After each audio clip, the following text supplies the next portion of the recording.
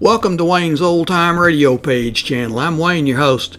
These programs are brought to you by support of our listeners. You can give your support at Patreon or PayPal, either one. There's clickable links in the description below. Thanks for your support and enjoy the shows. Here's another in NBC's great parade of new shows.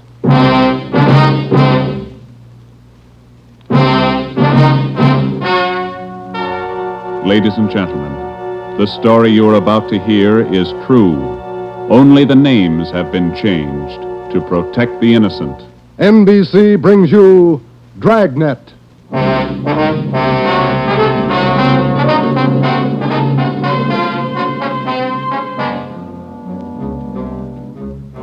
You're a detective sergeant. You're assigned to homicide. There's a mad killer at large in your city. A woman has been brutally slain, the body mutilated. The picture is clear. The killer has a thirst for blood. Your job, get him. Dragnet, the documented drama of an actual crime, investigated and solved by the men who unrelentingly stand watch on the security of your home, your family, and your life. For the next 30 minutes, transcribed in cooperation with the Los Angeles Police Department, you will travel step by step on the side of the law through an actual case from official police files. From beginning to end, from crime to punishment, Dragnet is the story of your police force in action.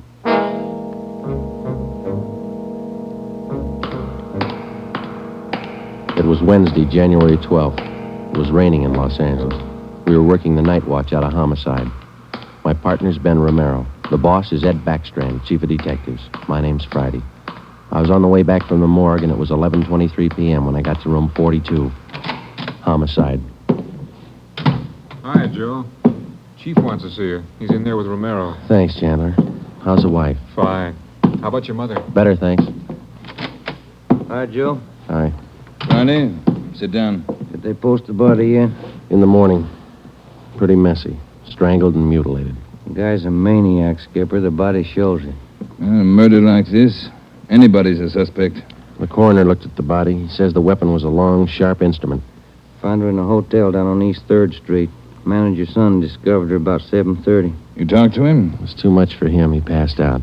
Manager wasn't home. We'll check with him before midnight. Close to it now, Joe. We better get going. All right. The boys from the crime lab check the room. They're still down there, Ed. The place is a mess. And get back as soon as you can. We're working straight through on this thing. That's a hot shot. I'll get it. At the Lux Hotel, room 219, corner of South Grand and Cordova. Dead body. Possible homicide. The Lux Hotel, room 219, corner of South Grand and Cordova. A dead... What is it, Friday? Lux Hotel, possible homicide. Busy night. Yeah. You coming, Ed? Right. Let's go.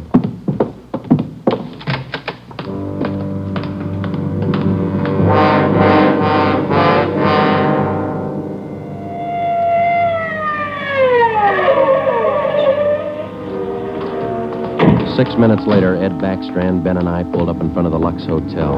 The manager met us at the door and led the way up a narrow stairway to the second floor. The room number was 219. We were prepared for the worst. We got it. You're right, Romero. The guy must be a maniac. Two hotels, two murders. The same M.O. Three of us made a brief inspection of the room at the Lux Hotel. We took a few notes on the appearance of the girl's body and a brief description. Apparently, she'd been strangled to death first, and then her body brutally mangled. Ben and I went back down to the lobby, and the manager, Mr. Ford, showed us the house book. The girl was registered together with a man, Mr. and Mrs. Philip Grant. We took the hotel register to have it checked for fingerprints and to photostat the handwriting. Ben notified the crime lab. Then we went back to the room and questioned the manager. Mr. and Mrs. Philip Grant, that's all I know. I never saw either one of them before tonight. When did they check in, Mr. Ford? About 3 hours ago. That's right, about 9. Maybe a little before. Did they register together? Yeah, a little before 9. They came in together. Did you let them in the room? Yes, sir, like I always do. It's a small place here, maybe not first class, but I treat people right. What did the man look like? You remember? I think so. Kind of tall. Young, maybe 30 or so. Husky fella. Had a mustache. How tall would you say, Mr. Ford? Oh, about your height, Wade. Must have been at least 180. Seemed like a nice fella. Would you know him if you saw him again? I think so. People sure don't act like they look. You think it was him? Can you think of anybody else? Well, no. I never saw him before tonight, either one of them. I don't know anything about it. Did you notice anything in particular about them when they came in? Well, he didn't show it, but it looked like she'd been drinking a little. Giggling, you know. And you didn't see this man Grant leave the hotel? No, I didn't. I must have been checking the account books back of the desk. Guess he got by me. Is there a back entrance to the hotel, Mr. Ford?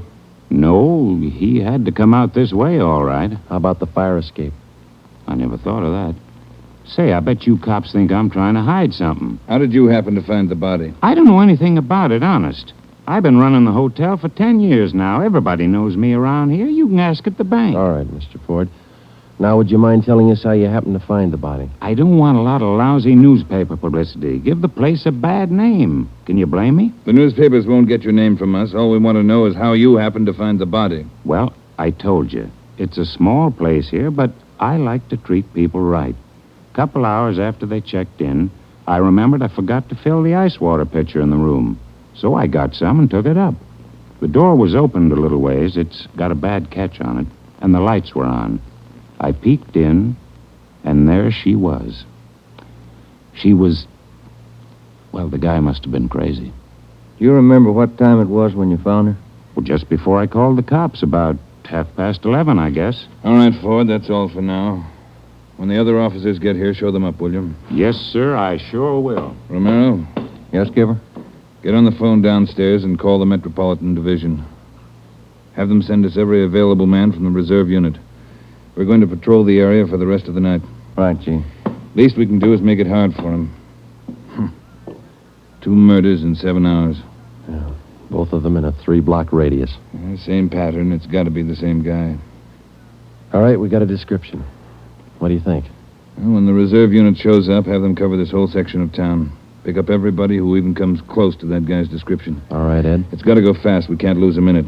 1 hour either way, it might mean another body. Like this one.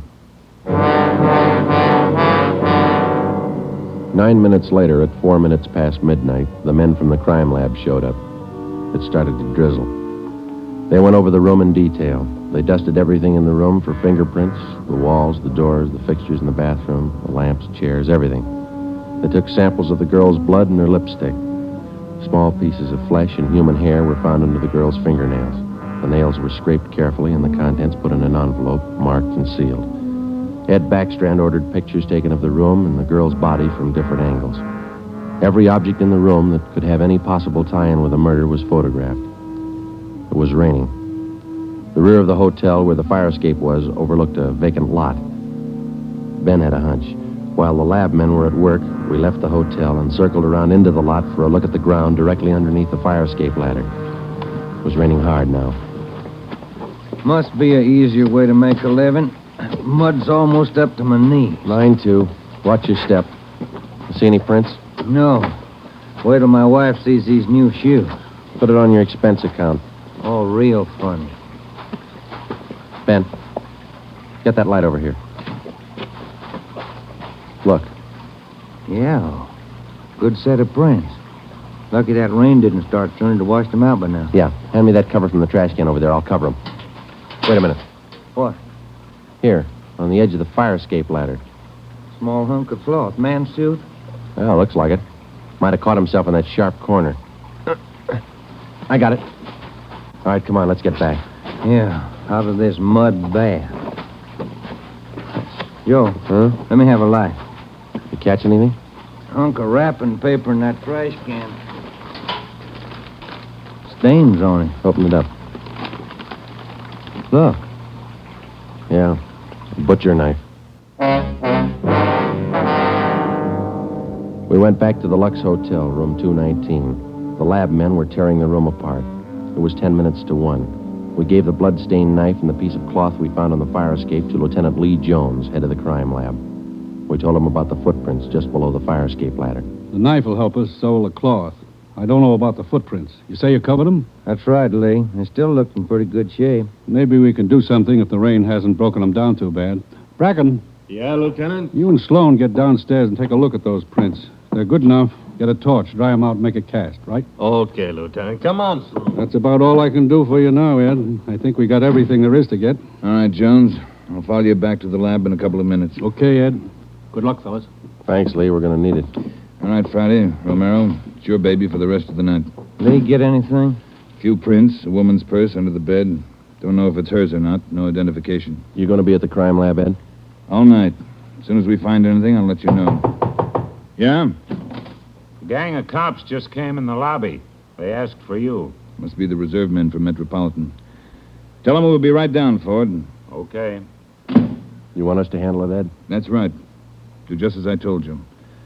Spread them out over the whole area. Cover the streets, the alleys, the flop houses, restaurants, bars, everything. You got a description to go on. Find the man that fits it. Right, Skipper. Don't forget, the guy's a killer twice over. I don't think he'd hesitate on you. Be careful.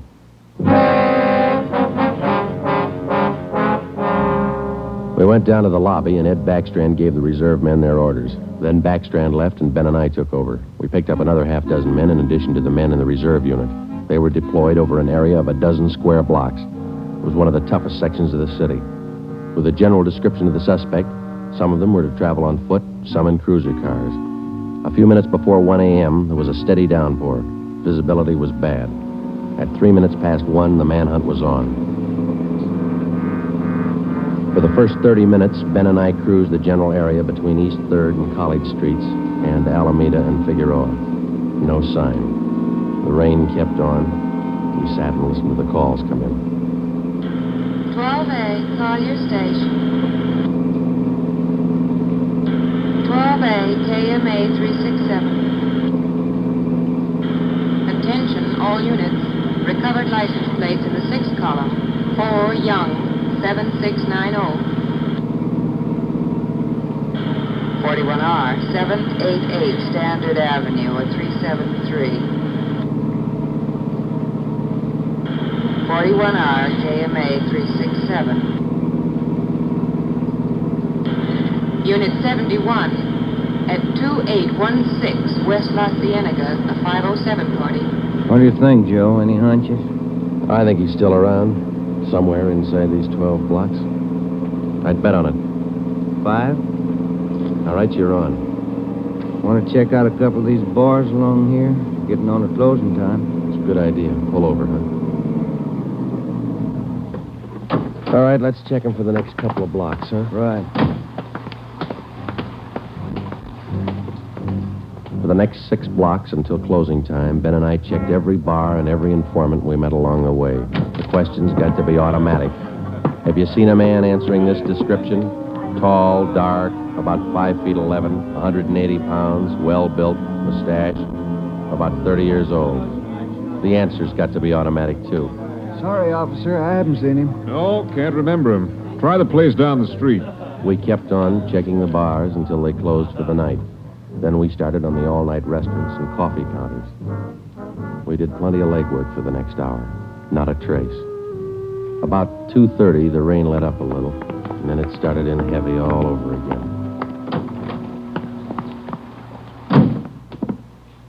That finishes that block. Yeah, I better get the radio on. Yeah.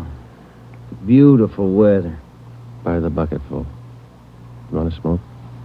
Thank you.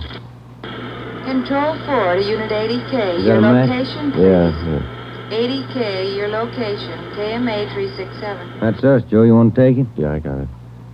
80K to Control 4. 80K to Control 4. Our location, corner of Alameda and Commercial. KMA 367. 80K, stand by. Something doing. Maybe. No, hold on a minute. Control 4 to 80K. Go to the crime lab, code 2. 80K to Control 4, KMA 367. Crime lab. Maybe those prints paid off. Well, I hope so. Let's go. That killer sure picked fine weather to work in. Feels like I just been swimming in these clothes. Yeah, I hope those guys in the crime lab have the heater on. A hot bath and a warm bed lead me on. Attention, all units. Hold it. Let's get the radio. All units. At 420 St. John's Place, a woman screaming. At 420 St. John's Place, a woman... All right, double around, Ben. Hit the siren. I'll get the light. Right, hold on. Left turn on the market, is that right? Yeah, watch out for those car tracks. They're wet. Hold on again. The alley up ahead to your right, huh? All right, pull up, Ben. Put the street light over there. There you are. All right, come on. Let's go. Officer, over here! All right, what happened? Let's have it. This girl, Rita, she was coming home up the street. A man, he tried to grab her. He slashed her coat. Look at her. I saw him as he ran under the streetlight. Where'd he go? Down that way, down the alley, over that fence there. A big man. Davis, you there? Yeah, Joe. All right, Ben, go with Davis. Circle behind the alley. See what you can find. I'll call in. All right, come on, Dave. Yeah. Officer, look at her face. What's wrong with her? Severe state of shock, it looks like. Get her in the house, huh? I'll call an ambulance.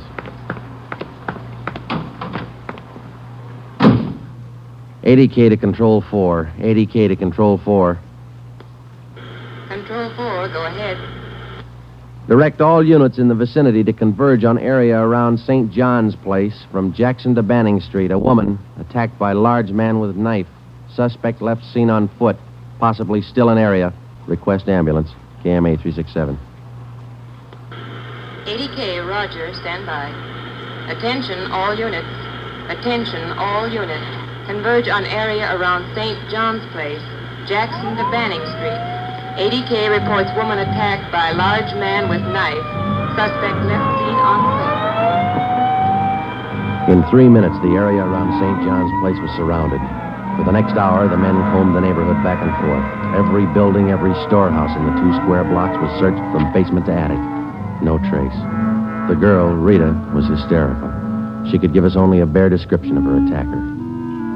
At 3:45 a.m., a detail was assigned to patrol the area and the rest of the cars, and men were deployed again in the general area from Figueroa to Alameda Street and East 3rd to College Street. The manhunt went on. So did the rain. At 3:54, Ben and I checked in at the Old City Jail building, 2nd floor, the crime lab. Chief Ed Backstrand and Lee Jones were waiting for us. Heard about the call. How'd he get away? Not sure it was him, Skipper. How do you mean? Well, the girl wasn't hurt bad for one thing. No attempted strangling. For another thing, the guy stole her purse. That doesn't sound like the man we're after. Did you get a description from the girl? Didn't jibe too well, what she gave us. She was pretty hysterical. And you raked the neighborhood good? Every corner. Not a sign. You find anything? Yeah. Jones? Yeah, Ed. Fill them in, will you? Not one print on that knife you found, boys. Blood, but not a print. Your killer's crazy like a fox. And how about the scrapings from the girl's fingernails, Lee? Didn't help too much. Rarely do. Not enough to go on. Gotta have a fair-sized bit of flesh to run it for papal ridges. All we found under the girl's fingernails were small bits of skin. Yeah? She probably scratched the guy up some. Might have drawn blood. We had more luck with the footprints. You get an impression? Dried out the ground with torches and cast them. About size 10B. That's fine, Lee. But how about the prints? Only good one was a thumb. Real good. Got it off the wall near the light switch in the bathroom. Did you classify it yet? Yep. Found it in our single fingerprint file. The print belongs to a man by the name of Long. Robert Long. You got a record, Ed? Yeah. Misdemeanor. 2 arrests for drunkenness last October. Petty theft in December. The mama sheet shows a dishonorable discharge from the United States Coast Guard in 1946. Age 29, 192 pounds, 5 feet 10 inches, dark hair, dark eyes. That's close enough. We got even closer, Joe. Long works as a counterman at the Cottage Cafe down on South Flower. Started there last week on the early morning shift, but he didn't show up for work last night. Good. Where'd you get the tip? The knife you boys found. It didn't have any prints, but it had a brand on it. We ran it down. It was taken from the Cottage Cafe. Mm-hmm. Any address on this Robert Long, Ed? Yeah, got it from his boss. Rooming house on East 1st. Landlady says he hasn't been home in 2 nights. Yeah, now we wait. Rooming house is staked out, and so is the Cottage Cafe, just in case Long decides to show up for work this morning. What time you got, Romero? 6 minutes past 4. All right. We've got every indication that Robert Long's the man we're after. His description, fingerprints, the knife, the footprint, his size. Maybe we're wrong. I don't think so. How about a motive, Ed? I think Robert Long likes to kill. He's thirsty for it. None of the victims were criminally attacked. They were strangled. Bodies mutilated. How about robbery? No. 2 of the women he killed had money in their purses. He didn't touch it. Well, what's next, Skipper? Back on the street? Figueroa to Alameda, East 3rd to College Street.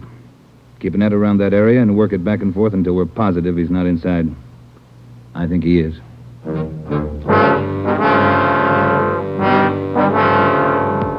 At 10 minutes past 4 a.m., Ed Backstrand, Ben, and I left the crime lab and drove to the surrounded area. It was still raining. We passed several patrolmen from the reserve unit making the rounds. They didn't look any more comfortable than we felt. At Broadway and Alpine Street, Ben and I got out and started patrolling on foot again. Backstrand followed in the car to maintain a radio check. We must have covered 24 blocks and a half a dozen coffee counters before we got to the Criterion Restaurant and Donut Shop, a few blocks up the street from the Cottage Cafe. Hey, Skipper, you want to take a minute for some hot coffee? I'll keep an ear on the radio. You two go ahead.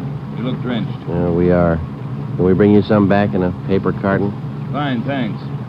Cream. No sugar. All right, Ed. Come on, Ben.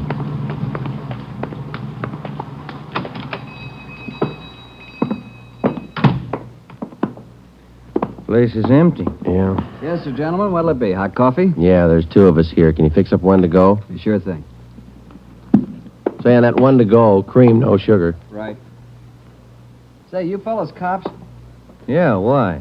No offense, just wondering. Here you are. Thank you. Cop in uniform was around a couple hours ago. Wanted to know if I'd seen some guy he was looking for. Tall, about 190 pounds, mustache, about 30 years old. Yeah, that's the description he gave me. He was looking for the guy. So are we. Say, that's good. That other cop came in right at my busiest time, a little after 2 when the bars closed. You know, it gets pretty rushed, and I didn't have much time to think, so I just said no. Then after the cop left, I remembered. You saw a man answering that description tonight? Yeah. I would have told the cop, but I was rushed. You know how it is. No time to think, and then I remembered. Are you sure? Oh, I'm sure, all right. Whoever he is, he's a lady killer. What do you mean? No offense. There was a sharp-looking dame down the end of the counter, and this guy breezes in and picks her up. Talks to her about 20 minutes, buys her a cup of coffee, and they walk out together. Do you remember what she looked like? Oh, nice-looking dame. Not beautiful, you know, more on the cute side. Ben, you got that morgue shot? Oh, yeah. Here it is. Thanks. Here's a picture. This the girl? Let's see. Yeah, that's her. Who is she? I don't know, mister. Down at the morgue, they call her Jane Doe, number 7. Just by accident, we'd come across a concrete lead on the killer's method of operation. The picture we showed the man in the donut shop was a shot of the strangler's first victim the night before. Evidently, the killer would enter a bar, coffee shop, or restaurant, strike up a conversation with a woman, make friends with her, either buy her drinks or invite her to a bar in the neighborhood, and then the rest of the puzzle was still unsolved. We went back to the Cottage Cafe and checked with the men on stakeout. Not a sign of him, Chief. How are you men covering the place? Baxter up in front and the booth across from the cash register. Lyman's back with the dishwashers. I'm at the counter. When's Long due to report for work, Dave? At 5. About 20 minutes to go. You're lucky you're inside. It's wet out there. You'll look it. All right, Davis. We'll be around about 5. Right, Chief.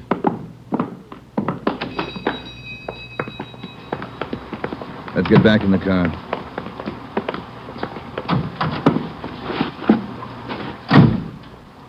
Where to, Skipper? Cruise the next 2 blocks, but don't go too far. If Long shows up for work this morning, we want to be around. The next 10 minutes dragged by. The rain kept on. Backstrand chewed nervously on a cigar. At South Flower and First Street, the sewers were clogged with street refuse. The rain backed up and filled the intersection. A group of aircraft workers huddled together in a doorway on one corner, waiting for the bus. It was cold and damp. I opened one of the back windows in the car to get some fresh air in. Off in the distance and close by, we could hear the sounds of a big city waking up slow to a rainy January morning. It was 8 minutes to 5. Attention all units. Attention all units. At 780 East Main, a restaurant. Man answering description of murder suspect. All right, Romero, step on it. Right, Skipper. About 10 blocks away, Ed. Who's going to cover the men at the Cottage Cafe? If this is a blind lead, it won't take us long to find out. They can handle it alone if they have to. Hang on. Look out. We're skidding. That was a close one, Ben. Yeah. If this is the guy, I owe you $5, right? Yeah. Attention all units. Additional information on your call to 780 East Main. Officers in pursuit of suspect. Suspect is on foot. Step on it, Romero. Attention all Two more units. blocks, Skipper. Watch it, Ben. Next one to the left. On your Got call it. to 780 East Main. That's the joint up ahead there. All right, watch your step and don't take chances. Don't play with him. Right. Here we go.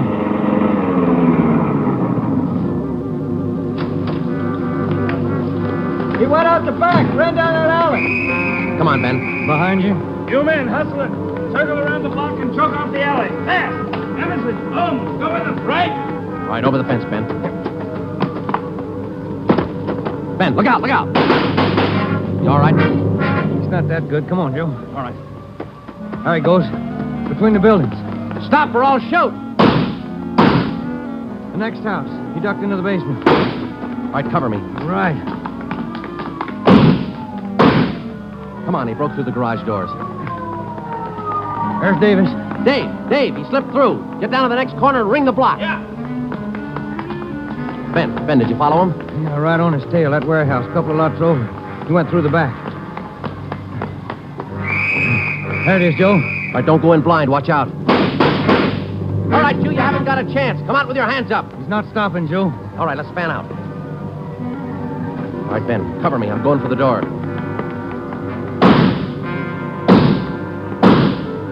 All right, Ben, come on. You're clear. You spot him? There he is. Let's get him. Close.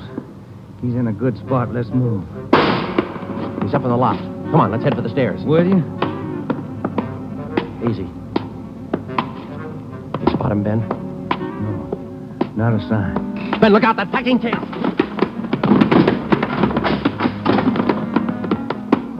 Kind of close, huh, Joe?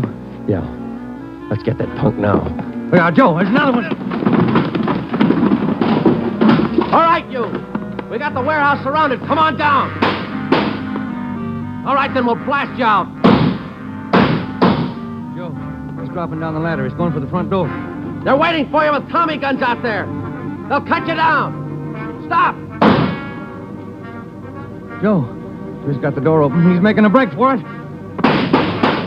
He's crazy. He's trying to shoot his way out.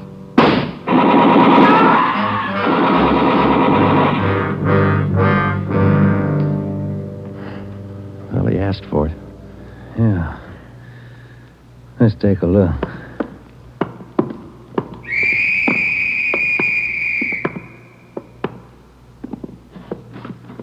Messed up.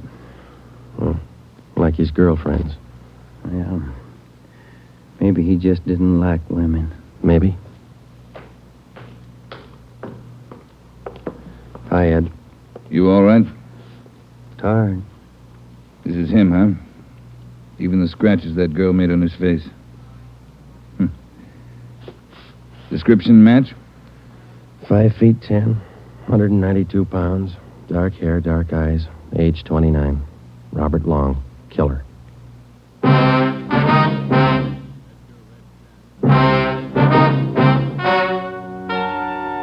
The story you have just heard is true. Only the names were changed to protect the innocent.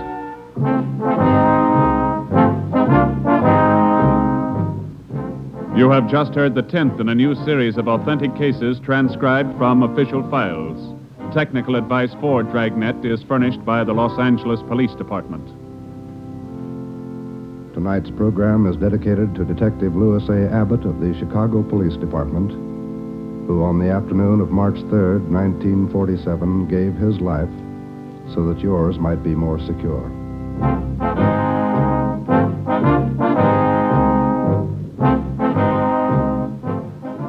Dragnet came to you from Los Angeles. If you enjoyed tonight's production of Dragnet, you'll probably want to listen this Saturday evening to a pair of adventure shows featuring two well-known Hollywood personalities. You'll enjoy Brian Donlevy, star of Dangerous Assignment. Also on Saturday's schedule is Richard Diamond, Private Detective, as played by the screen's romantic tough guy, Dick Powell. Listen to both of these exciting programs this Saturday over most of these NBC stations.